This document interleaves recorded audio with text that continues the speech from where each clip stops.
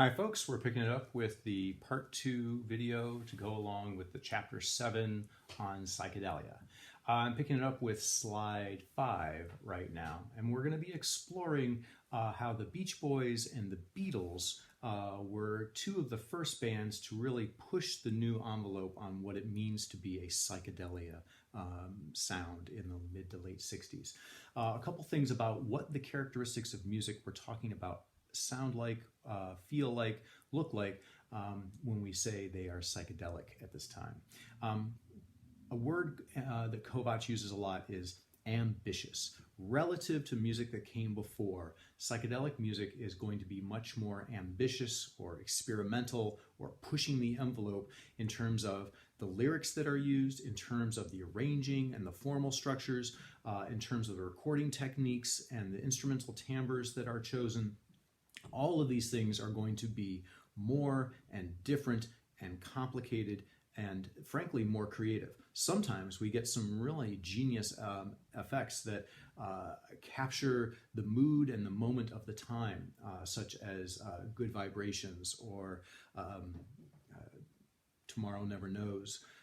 But specifically what I mean by ambitious songwriting is, compared to the teen idol lyrics of the early 60s, we're going to be hearing lyrics that are much more hard to follow, sound more like a beatnik poetry slam line from like the Jack Kerouac era of the 1950s that was in a much more underground setting. But now those types of confusing stream of consciousness lyrics, questioning existentiality, these types of things are going to find their ways into pop songs. And that's one example of the songwriting becomes more ambitious in the psychedelic era. But the formal structures are also going to be more experimental too. It's not always going to be a simple way to just say the song is simple verse or A, B, A.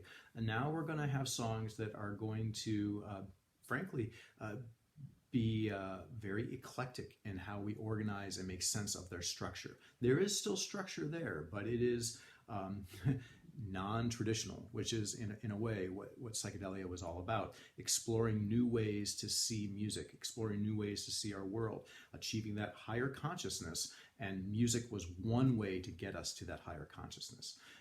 This is at the heart of what that psychedelic idea is about. So if I'm moving on now to slide 6, we're going to first look at the song Good Vibrations by the Beach Boys, written by Wilson and Love. Brian Wilson, often considered to be the main creative force of the Beach Boys, though many of them did participate. But Brian Wilson was, by and large, the primary creative singer-songwriter of that group. And first off, looking at the listening guide for this slide, you'll notice that the form, we've not seen non-traditional contrasting verse-chorus before. This is one of the first things I want you to note. When you listen to this song, you're actually going to be hearing it'll feel like you're listening to two separate compositions that are all the one track that is Good Vibrations. If you listen to just the first minute and 41 seconds, you're like, oh yeah, that's a cool 60s Beach Boys song. But then there's an amazing shift that happens halfway through the song. And the formal structure for part 1 up until a minute 41 follows a standard simple verse chorus format. But after a minute 41, we shift into this unusual, never really been explored before, at least in a mainstream pop rock sound. The second half of this song, it can actually be broken down into 3 subsections, and each of these subsections laid out in the slides here just let us know we are listening to new music for a new time to reflect new challenges of this late 1960s period. As you listen to the song, you may just you'll recognize it right away. It's one of their most popular hits if you're familiar with the Beach Boys. But things to notice are all of the strange instrumentation that they're including in here. In addition to your standard rock and roll instruments, we're also going to be hearing theremin. That's that kind of often used in sci-fi movies when the spaceship comes flying in, but now we're using this spooky sound as just the backdrop to another flavor of the instruments and timbres that we hear in the song.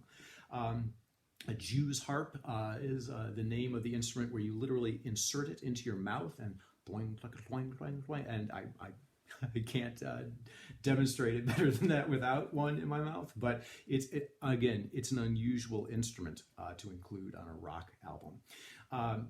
So strange instrumentation, or at least new and different instrumentation, strange and different formal structures, and creating lyrics and a soundscape that is just very different than the types of musical soundscapes you would have heard even in earlier Beach Boy records.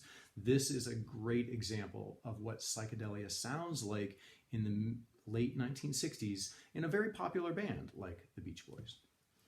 Another popular band is the Beatles. And we've mentioned them in several other chapters already. They were prominent as a part of the British invasion. But in their later period, as we've already said, they were shying away from public performances because they couldn't really enjoy the musical process. They were starting to fear for their safety. It was very uncomfortable for them to be performing live once they reached a sheer the maximum of their popularity. So in the second half of their career, while the band's still together, the Beatles are going to be doing a lot of their creative output from the studio. And this is something I think that's important to note for both the Beach Boys and the Beatles, is that their work in the studio was something that their financial resources allowed them to do that a lot of other bands may not have been able to do. And their sandbox technique, where they were just basically saying, what sorts of sounds can we make, and what can I do with this tape recorder, what can I do with this sitar from India, or this theremin from the sci-fi world. That kind of experimentation is something that would have been more available to them because of their resources than to a lot of the other bands at their time, because they were able to spend so much time in the studio. But Sgt. Pepper's Lonely Hearts Club Band is a prominent and important album for a number of reasons. It represents psychedelia, yes, because of how ambitious it is in terms of how wide and grand the scope of the story that's being told. But the fact that this album is trying to tell a story is also a very important feature of this album. This is one of the first albums that we are going to refer to as a concept album, in which there is a story being told from the first song all the way to the last song. And that, in the case of this album, the Beatles are not the Beatles anymore. They are now a Victorian era circus band, and they happen to be named Sgt. Pepper's Lonely Hearts Club Band. And we're probably used to performers having fictional personalities. Think of Stephen Colbert and his role that he plays in stand-up or in his talk shows, or think of David Bowie or Lady Gaga, for example, musicians who play a role for the sake of the song or the album or the concert tour they're on. Playing a role and being someone other than you actually are in real life is a rather novel concept until the Beatles do it right here with Sgt. Pepper's Lonely Hearts Club Band. They are kind of tongue-in-cheek saying, we know that you know we are the Beatles, but we are pretending to be this other.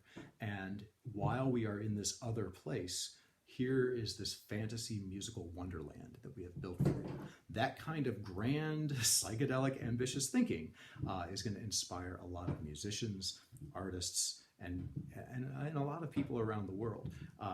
It's not just about a new direction in music, it's about a new direction in creative artistry.